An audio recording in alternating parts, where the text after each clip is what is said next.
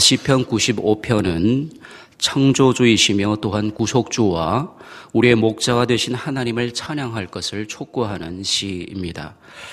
그 첫 단어가 1절에 오라는 명령어로 시작합니다. 또한 1절뿐만 아니라 2절과 6절에서도 시작합니다. 즉 1절은 오라는 의미의 레쿠, 2절에서는 서둘러 나아가라는 의미의 네카테마, 6절에서는 오라는 의미의 뽀우가 사용되었습니다. 주석가들은 이러한 부름에 대해서 1절의 부름은 성소를 향해 나가는 과정을 의미하고 2절의 부름은 예배하는 장소에 가까이 접근하는 과정, 그리고 6절의 부름은 예배의 장소 안으로 들어가는 것을 의미한다고 말하고 있습니다. 다시 말하면 오늘날 이것은 단순히 물리적으로 우리가 집에서 운전해서 광주 동산 교회로 오는 과정, 그리고 교회에 도착해서는 주차장에 주차를 하고 그리고 본당으로 들어오는 것을 말하는 것이 아니라는 것이죠. 핵심은 교회에 왔다가 아니라, 예배를 드렸다가 아니라, 주일 성수를 했다가 아니라 예배의 주인이신 하나님을 만났느냐, 거기에 있다는 것이죠. 나를 구원하신 하나님, 나를 창조하신 하나님, 나의 목자가 되신 하나님을 만났느냐, 거기서부터 모든 것이 시작된다는 말씀인 것입니다. 사랑하는 성도 여러분, 이 새벽에 왜 이곳에 오셨습니까? 그냥 나의 기도의 제목을 아뢰러 오셨습니까? 아니면 하나님을 만나러 오셨습니까? 원하옵기는 단순히 나의 기도 제목을 아뢰어 그것이 응답되면 즐겁고 안 되면 낙심하는 그런 신앙의 차원이 아니라 응답의 여부를 넘어서는, 그래서 날이 갈수록 하나님을 깊이 만남으로 나의 구원의 반석이신 주님을, 유일한 하나님을, 모든 만물을 다스리고 섭리하시는 그 하나님을 진심으로 찬양하고 감사하는 신앙이 되어야 할 것입니다. 2절에 감사함으로 그 앞에 나아가며 라는 표현이 나오는데, 시인은 하나님을 깊이 만난 사람임에 틀림이 없는 것 같습니다. 시인이 감사하는 이유와 솔직히 말해서 오늘날 성도들이 감사하는 이유가 조금 다른 것 같습니다. 시인이 감사하는 이유가 무엇입니까? 1절과 3절과 4절 그리고 7절에 시인은 4가지로 감사의 이유를 밝힙니다. 첫 번째로 먼저 1절에 구원의 반석이신 주님 때문에 감사한다고 말합니다. 우리의 말로는 무엇입니까? 오직 주님 때문에 감사한다는 것이죠. 한마디로 나는 온데간데 없고 오직 예수로 사는 사람들인 거죠. 나의 존재를 드러내는 것이 아니라 오직 나는 감추고 예수님만 드러내는 사람들인 거죠. 두 번째로 시인이 감사하는 이유는 유일하신 하나님 때문에 감사한다고 말합니다. 참으로 이것은 오늘날 우리에게 도전적인 감사입니다. 오늘날 얼마나 많은 신들이 우리를 유혹하고 있습니까? 나를 경배하면 내가 너를 잘 살게 해줄게, 너를 즐겁게 해줄게, 물질의 신, 황금의 신이 우리에게 그렇게 유혹하고 있는 것입니다. 그래서 주님은 너의 마음에 두 마음을 품지 말라고 말씀하셨습니다. 유일하신 하나님을 섬길 것인지 아니면 돈의 신을 섬길 것인지 오늘날 택하라고 말씀하셨습니다. 내가 너를 즐겁게 해줄게, 무엇입니까? 육신의 정욕, 안목의 정욕인 것이죠. 계속 우리를 유혹하고 있는 것입니다. 너를 즐겁게 해줄 수 있는 것은 하나님이 아니라 나라는 것이죠. 그러나 시인은 이 모든 것을 거부합니다. 여호수아의 고백처럼 나와 내 집은 오직 유일하신 하나님만 섬기겠다고 고백하고 있습니다. 여호수아의 얘기가 나왔으니까 말인데요. 여호수아의 신앙이야말로 유일신 신앙이었습니다. 그런데 중요한 것은 여호수아의 유일신 신앙을 지켜준 아주 중요한 단서를 우리는 여호수아서를 통해 찾아볼 수가 있습니다. 그것을 보면 바로 율법책, 즉 말씀입니다. 그러니까 여호수아는 부임할 때부터 은퇴할 때까지 오직 말씀을 붙들었고 그 말씀대로 순종하며 살았다는 것입니다. 여호수아가 부임할 때 한 말입니다. 여호수아서 1장 8절입니다. 이 율법책을 내 입에서 떠나지 말게 하며 주야로 그것을 묵상하여 그 안에 기록된 대로 다 지켜 행하라. 그리하면 내 길이 평탄하게 될 것이며 내가 형통하리라. 그리고 수십 년이 지나서 여호수아가 은퇴할 때 한 말입니다. 여호수아서 23장의 고별 설교에서 한 말입니다. 23장 6절입니다. 그러므로 너희는 크게 힘써 모세 율법책에 기록된 것을 다 지켜 행하라. 그것을 떠나 좌로나 우로나 치우치지 말라라고 말씀하고 있습니다.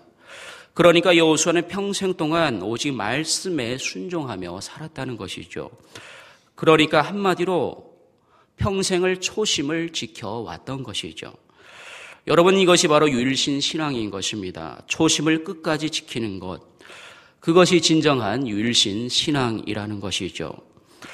그렇다면 우리의 초심은 어떠합니까? 여러분은 각자 다 하나님을 만났던 시간과 경험들이 있을 것입니다. 원하옵기는 이 새벽에 다시 그 초심을 회복하는 시간들이 되시기를 바랍니다.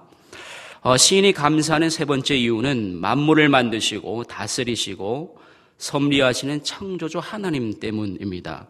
중요한 것은 창조주 하나님은 이 세상을 단지 만드신 것에서 멈추는 것이 아니라 오늘도 이 세상뿐만 아니라 우리의 삶을 속속들이 섭리하고 계신다는 것이죠.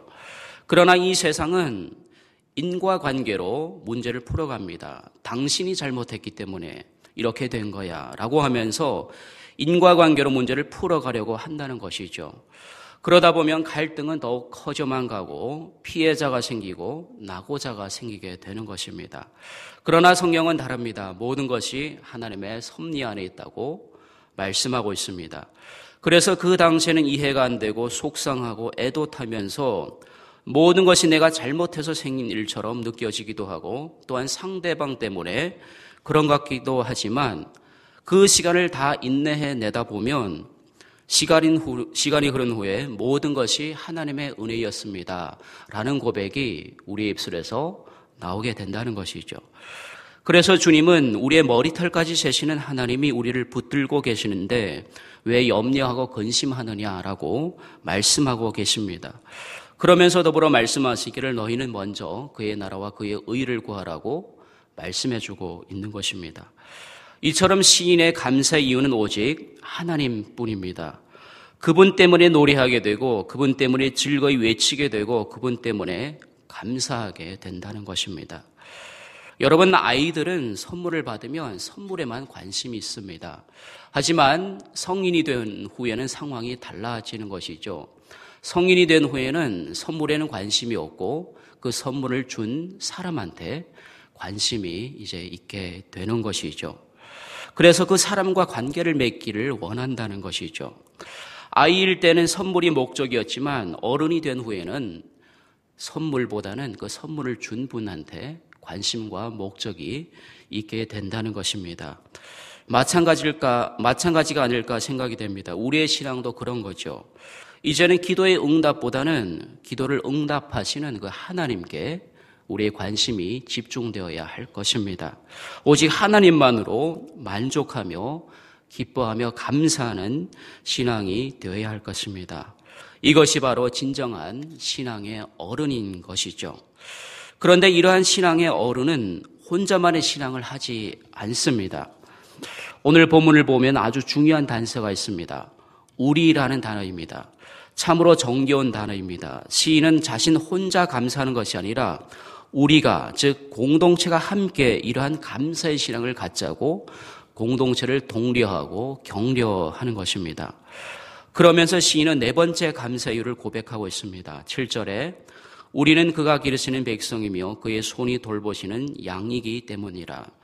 다시 말하면 하나님은 우리를 기르시고 먹이시고 입히시는 목자이기 때문에 감사한다는 것입니다.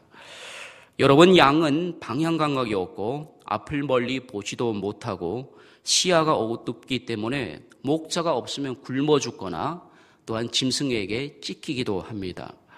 따라서 양은 반드시 목자가 있어야 하는 것입니다. 그래서 양은 특별히 목자의 음성에 귀를 기울일 수밖에 없는 것입니다. 전에 시골에서 양 치는 것을 본 적이 있는데요. 목자가 양을 방목할 때 보면 이제 구호가 있습니다. 아침에 양 우리를 나갈 때 구호가 다르고, 또한 목초지에서 다른 목초지로 옮길 때 구호가 다르고, 또한 저녁에 양 우리로 들어올 때 구호가 또 다릅니다. 여러분, 그래서 주님은 요한복음 10장에서 이렇게 말씀하신 것 같습니다. 양은 그의 음성을 듣나니 자기 양을 다 내놓은 후에 앞서가면 양들이 그의 음성을 아는 고로 따라오되 타인의 음성은 알지 못하는 고로 타인을 따르지 아니하고 도리어 도망하느니라 라고 말씀하셨던 것 같습니다. 오늘 본문 7절에 너희가 그의 음성을 듣거든 라고 말씀하고 있는데, 어떠할 때 하나님의 음성을 들을 수 있을까요? 6절에 보니까 무릎을 꿇을 때 하나님의 음성을 들을 수 있다는 것이죠. 무릎을 꿇는다는 것은 무엇을 말하는 것입니까? 나의 의지를 꺾는다는 것입니다. 나의 시퍼런 자아를 꺾을 때 그때 드디어 하나님의 음성을 듣게 된다는 것입니다.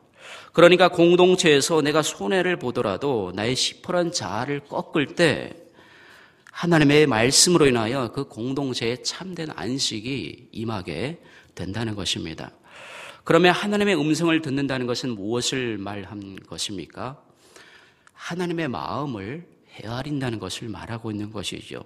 이스라엘 백성들이 하나님의 마음은 헤아리지 아니하고 율법만 철저하게 지켰던 결과는 어떠했습니까?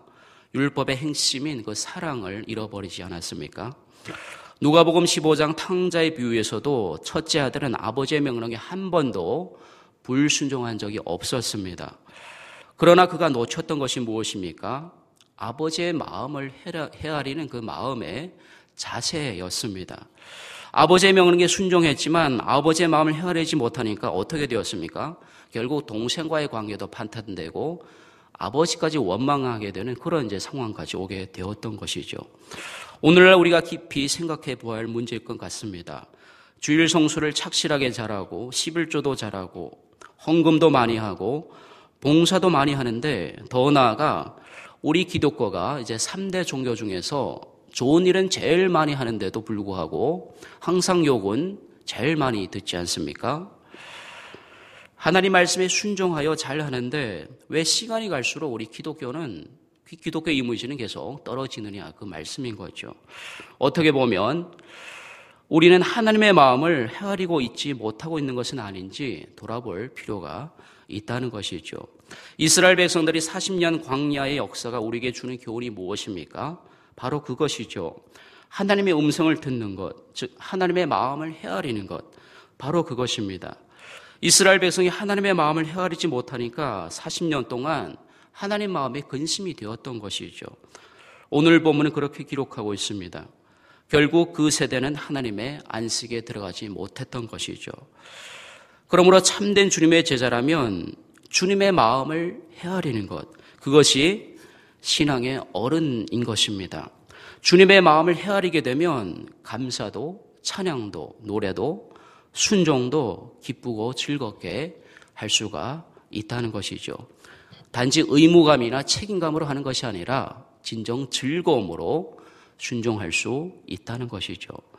원아웃기는 오늘 새벽에 하나님의 마음을 헤아리는 신앙의 어른들이 되심으로 삶에 감사가 넘치고 겸손이 넘치고 즐거운 순종이 넘치는 저와 여러분 되기를 간절히 축원드립니다. 이 시간 우리